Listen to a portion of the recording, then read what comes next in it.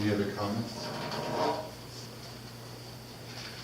Okay, I appreciate the fact that you guys are sticking to the time. I'll try to be as good at managing as I can and keep that. The bad part is I lost my glasses when I walked in here, so can't see real good right now. So with that, it says presiding officers. We're going to jump into the section 3 of on the agenda presentation. I report out. I don't put together a formal presentation for you guys. We're still operating on our wells, and it's keeping the district, or the community supplied with water at this point in time. I know the lake is coming up, but based on what I've heard, they have a lot of sales projected, so it might be up and down like a yo-yo this year. So we'll see what happens. So they have contracts for what I've heard. I haven't read, haven't seen their contracts, that they have obligations to give full water allotments to their agricultural customers. So we might be operating on our wells again in the very near future. We'll see what happens. So with that, I'm going to turn it over to our interim general manager, Mr. Kampa. Yeah, I had also, we've got, Randy was planning to be here, and as it works out, last minute power outage and a dropping tank at an Ebro, and so he may come running in, and if so, then hopefully we can divert to a conversation with him. He's got a lot going on that didn't wind up in the written report. So anyway,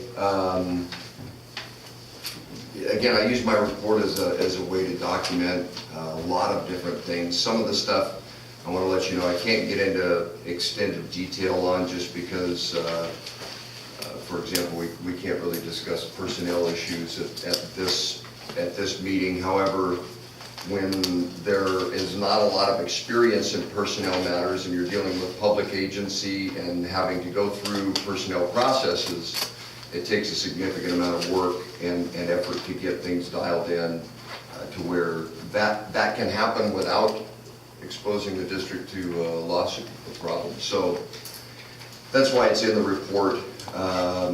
But again, I've got a lot of information in this report. I referenced an attached document that I'm sure is going to raise some questions. It was something that I had intended to be just a fairly simple response to some questions that Director Ross raised.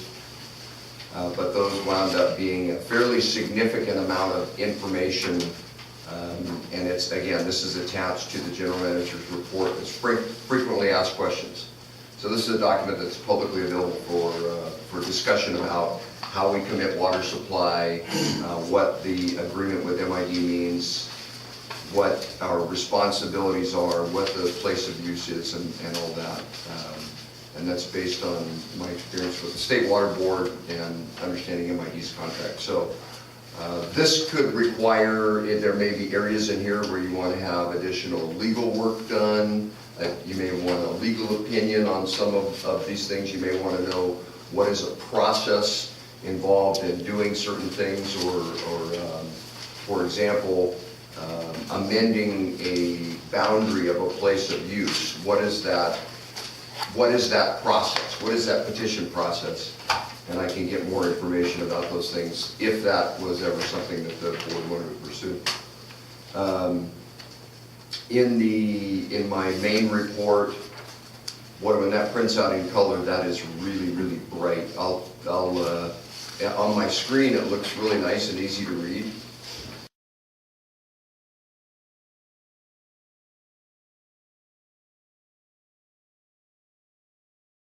And I thought I had it formatted where things look really well right now, but if you are at all visually impaired, it's impossible to see. But basically, looking at the schedule that we adopted and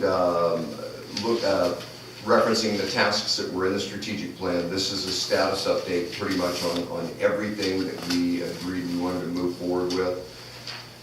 The areas that are in red or yellow, in some cases they depend on each other, and that's why they might be slowed down a little bit, but we had intended some things to get done in both March and April related to the getting the management roles and responsibilities down, doing some management objectives, but we've had busy agendas, so we've moved past those things a couple times. We'll get back to them. The reserve policy and also the budgeting and accounting, the budgeting policy that we talked about, those are fairly simple to be able to get to the board.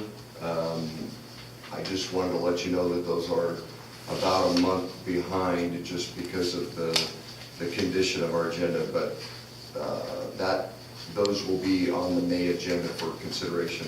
Other than that, everything's moving forward. I know of interest is always the status of the maintenance plan.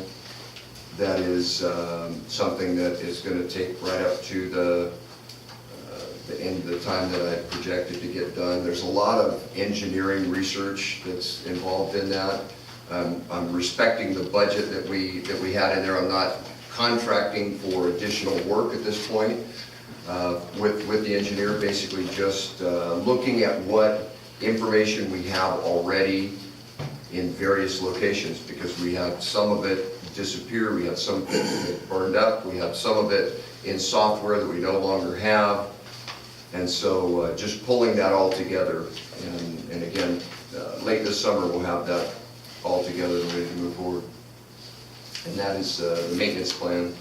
Communications is one area that I wanted to let you know that, unfortunately, that's not something that I'm usually sitting down and writing press releases and all of that. I've typically had some help with that. As you see, when I get into writing, it seems like it goes on forever and a day. But I can't, I haven't been able to burden Cindy with it just because we've had some changes in office staff. And I've been doing quite a bit of training there, but I wanted to detail out some plans for the future that I have to make that happen, to be able to get more information out, because I know that was a priority of the board. The one other thing that I want to make sure that we highlight in this report is that Director Emery Ross did a really good job of raising a slew of information, raising a whole bunch of areas where the district is contracting, and we had it was the first time we'd heard it presented in that way. And it's highly likely that some of the things that he addressed I missed, because he brought out a whole list of things and I did not get his list, but I pretty much know where those expenses are and I've tried to address them here. Again, this isn't the end all, this is opening the board's information toolbox about these particular items and why we do the things that we do. Everything from general manager to district engineer, auditor, design engineering, and all of the contractors that we use. In some cases it's because we have to have some separation, and like in the case of the auditor, we can't do it ourselves. In other cases, there's specialty certificates required or state certifications that have to be in place to do the work, and it doesn't make sense for our people to go through that process for small amounts of work.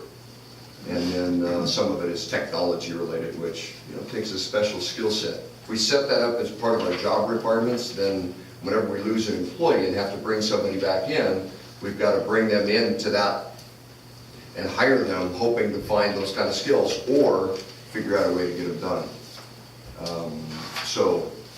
And then lastly, the well status. Now that we've dried out and now that we've received the letter, the notice of intent from USDA Rural Development, we are moving as quickly as we can to try to get these wells wrapped up and completed. You'll see construction this week, and hopefully you'll see construction of a pipeline by next week. And that pipeline is pretty much the second to the last thing that occurs. The pipeline is what runs along Mr. Pukalowski's property line from well number 5 out to the raw water line. And then that will be a permanent connection for the wells. We were able to come up with a deal on the easement there.